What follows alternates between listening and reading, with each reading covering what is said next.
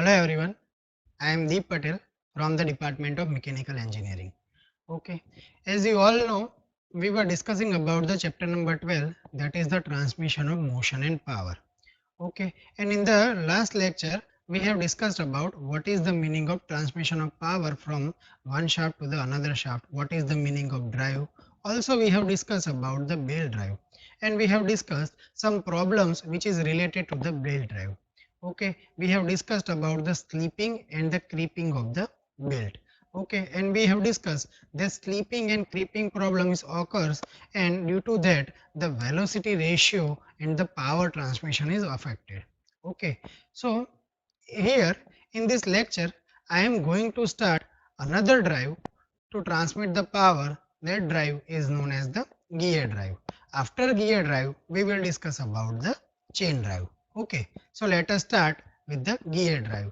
But first of all, you have to understand what are the types of gear. Okay, so first of all, our first type of gear is the spur gear. Here you can see the figure of the spur gear. Okay, so from the figure you can see that in the spur gear that both the shafts are parallel. One is the driving shaft and one is the driven shaft. With the driving shaft we attach one gear with the help of key, that is known as the driving gear, and second gear which attached with the driven shaft is known as the driven gear.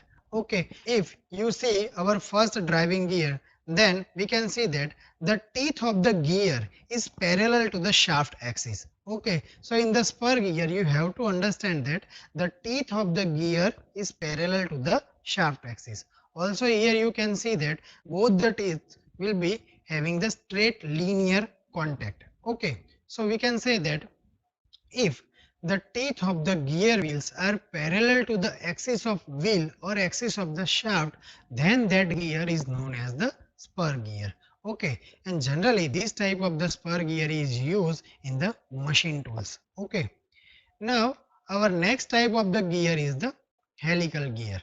Okay, so helical gear, you can see from the figure that helical gear is also used to transmit the power between the two parallel shafts. But what is the difference between the spur gear and the helical gear? The spur gear having the straight teeth, which is parallel to the shaft axis. But here you can see that in the helical gear the teeth of the helical gear is cut at some helix angle. Okay, so we can say that the teeth of the helical gear is not parallel to the shaft axis. Okay, so this is the first difference. Now what is the benefit we can get from this helical gear? Okay, in the spur gear what happens, the teeth of the spur gear was parallel to the axis of the shaft, so the large time is consumed during the engagement and disengagement of the teeth. Okay, and here in the helical gear we can get smooth motion between the one gear to the another gear. Okay, so we can say that the friction force will be less in the case of the helical gear compared to the spur gear. So this type of the helical gear is generally used for the high speed power transmission. Okay, so it is used in the our automobile gearbox. Okay, now third type of the gear is the spiral gear. So you can see these are the spiral gear. Okay, so generally this type of the spiral gear is generally used for the non-parallel, non-coexisting shaft. Okay, so we can see that the teeth of the spiral gear are same as the helical gear, but it is cut along the helical path. Okay, now here you can see what is the difference between the spiral gear and the helical gear. In the helical gear, the contact between the two teeth was the curvilinear contact. But here in the spiral gear, you can see the contact between the two teeth of the spiral gear is only point contact. Okay, so here there is a minimum friction forces occurs. Okay, so in the spiral gear there is a minimum friction force. In the helical gear there will be a curvilinear contact. So the time for the engage and disengaging of the teeth is higher than the spiral gear. And third, in the spur gear there was the straight linear contact, so the time which is taken for the engagement and the disengagement is very high compared to this spiral gear. Okay, so this is what all about the spiral gear. Now next is the bevel gear. Okay, so this is the simple diagram of the bevel gear.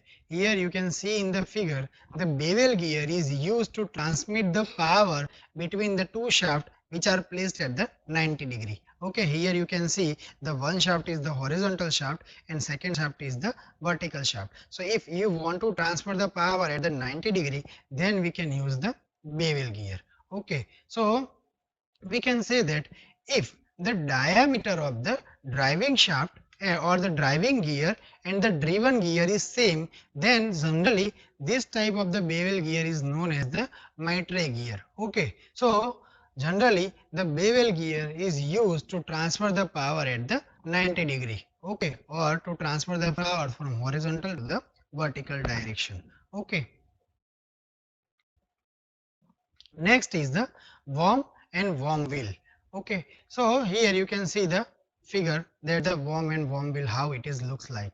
Generally, this worm and worm wheel mechanism is used for the large speed reduction. Okay, here you can see that there is a one gear which was rotating and above the gear there is a one wheel is or the worm wheel is fitted. So what happens here, the speed between the driving gear and the driven gear is very much difference. So if you want to make the large power reduction, then you can use this worm and worm wheel mechanism. So that I have written here that the worm gear drive consists of the worm and the worm wheel. The worm has one or more number of the helical threads and it will engage with the teeth of the gear. Okay, so we can get high speed reduction. Okay, so this is the application of the worm and worm wheel. Okay.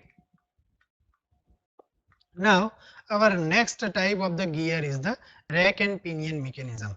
Here you can see the rack and pinion mechanism. In the rack and pinion mechanism, there is one rack and above the rotating gear is our pinion. So we can say that the rack is a rectangular bar which consists of the straight teeth which is cut on it. Okay. Now what happens here? We can use this rack and pinion mechanism when we want to convert the rotary motion into the reciprocating motion. Here you can understand that if the pinion will rotate, then the rake will be reciprocate. Okay. So generally this kind of the rake and pinion mechanism is used to transfer the rotary motion into the reciprocating motion. So this type of rake and pinion mechanism is used into the lathe machine, drilling machine and the planing machine mechanism. Also this type of the rake and pinion mechanism is used in the steering mechanism. So when we rotate the steering, we generally rotate the pinion, and with the help of the rotation of pinion, the rake will be reciprocate, so our direction of the wheel will be changed. Okay, so this type of the rake and pinion mechanism is also used in the steering mechanism. Okay, so this is what all about the rake and pinion mechanism. Now, next we will discuss about the velocity ratios in the gear drive. So, we know the definition of the velocity ratio as the velocity ratio is the ratio of speed of the driving gear to the speed of the driven gear. Now, if we denote the driving gear as the N1 and we do not driven gear as the N2, then we can write the velocity ratio as N1 upon N2. Now, we know that here there will be a no slip between the two gears. Okay, so the peripheral speed of the both the gear will be same. So we can see that we can write that the peripheral speed of the one gear is equals to the peripheral gear speed of the second gear. Okay, so we can write here pi 1 d1 n1 is equals to pi d2 n2. So here we can write n1 upon n2 is equals to d2 upon d1. Okay, so we can write the velocity ratio as equals to n1 upon n2 is equals to d2 by d1. Okay, now we know that the circular pitch of the both the gear will remains same. Okay, so we can write the circular pitch as equals to pi d1 upon t1. Okay, the circular pitch means pi d upon t. Here d is the diameter of the gear and t is the number of teeth of the gear. Okay, so the pitch of the both the gear will be same. So we can write the circular pitch is equals to pi d1 upon t1 is equals to pi d2 upon t2. So we can write here pi will cut, So we can write d2 upon d1 is equals to t2 by t1. So we can replace this d2 by d1 into the velocity ratio. Then we can write the velocity ratio is equals to n1 upon n2 is equals to d2 by d1. Then we have to replace this at the d2 by d1 is equals to t2 by t1. So we can write is equals to t2 by t1. Okay. So that I have written here, that the velocity ratio equals to n1 by n2 is equals to d2 by d1 is equals to t2 by t1. Okay. Now our next type of the drive is the chain drive. Okay, so chain drive is also known as the positive drive. Why it is the positive drive? Because there is a no slip between the driving and the driven mechanism. Okay, so the velocity ratio will remain constant.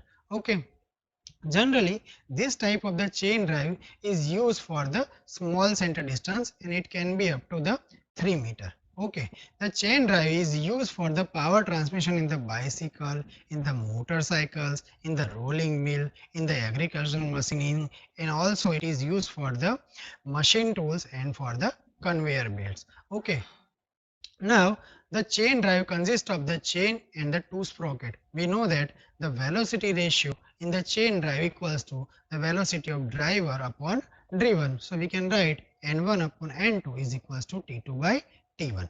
Okay, so this is what all about the chain drive.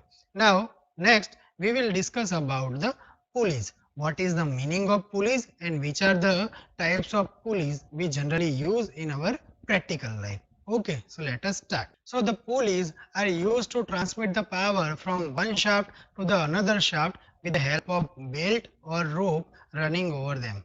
Okay, generally the pulleys are made from the cast iron, cast steel or the aluminum. Okay, the main part of the pulleys are rim, hub or bush and the rib. So these are the main parts of the pulley: rim, hub, or also it is called as a bush and the rib. Okay, so we know in the belt drive we have discussed in the last lecture that the belt was overlap on the pulleys. Okay, so we can say that the pulleys are used as a power transmitting component. Okay, there are many types of the pulley which we are used in our practical life.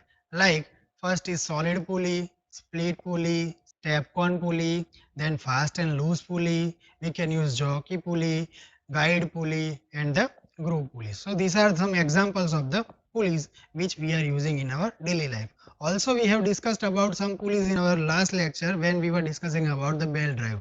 We have already discussed about the fast and loose belt drive. Okay, so in that belt drive we can use this fast and loose pulley. Generally it is used for the continuous power transmission from the driving shaft to the driven shaft, and when we want to stop the driven shaft without affecting the driving shaft, there we can use this fast and loose pulley. Also we have discussed about the step con pulley in the step con belt drive, that if we want to change the speed then we can use this type of the step con pulleys. Okay, so these all types of the pulleys are used in the routine. Okay, so in this lecture we have discussed about the gear drive, chain drive and the different kinds of the pulleys. Okay, so this is the end of our lecture. Thank you for today.